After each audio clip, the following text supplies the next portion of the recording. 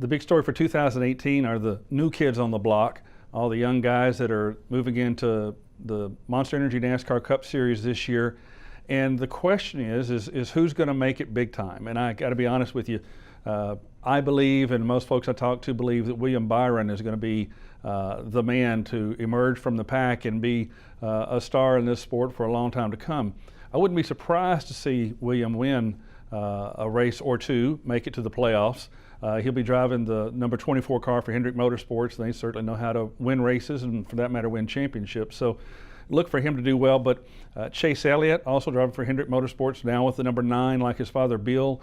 A lot of pressure on him because of expectations and because Chase himself is putting a lot of pressure on himself. Look for him to have finally win a race as well. And then you got a couple guys like Ryan Blaney, who won a race last year with the Wood brothers. He's moving over to Penske. And Eric Jones is replacing Matt Kenseth at Joe Gibbs Racing. So those 4 guys there, I think, are going to be super strong. But I think at the end, when we look back to 2018, William Byron is the guy that we're going to say, man, that was the start of something really special in NASCAR.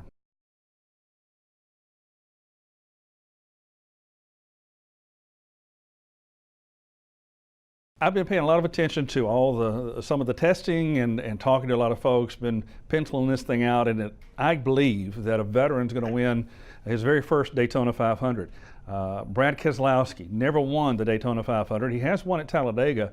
I think Brad will win the Daytona 500 because he's smart, very analytical, a good drafter.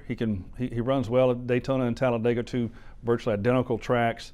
I look for him to wind up on top, but something won't let go of Alex Bowman. I don't know why I feel that, but Alex is replacing Dale Earnhardt Jr. in the 88 car. That car always runs well on the restrictor plate tracks like Daytona. So in the back of my mind, I also feel like Alex Bowman will have a big day, and never rule out Jimmy Johnson, a 2-time Daytona 500 winner, and Denny Hamlin, who's also won the Daytona 500. But at the end, I think Brad Keselowski will be the first-time winner of the Daytona 500.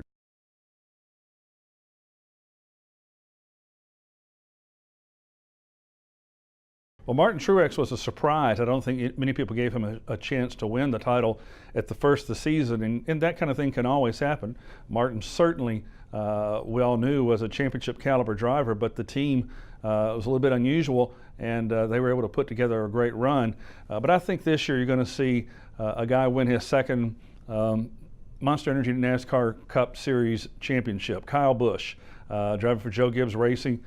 Kyle won a couple years back. I think he'll do it again. He is just such a great talent, and he occasionally self-destructs, but I think he's reached a point in his career where he's going to put it all together and win the championship. And remember, all you got to do is win a race or 2 in the regular season, get yourself in the playoffs, and then it's a whole nother story. I think he'll rise to the occasion and do well again. But you can't forget Jimmy Johnson, 7-time champ, tied with Richard Petty and Dale Earnhardt as the only 7-time champs in the sport's history. He could well win his 8th championship, and I think if Chip Ganassi Racing is up to the task, I think Kyle Larson could win his first championship as well. But I'm giving the nod to Kyle Busch in 2018.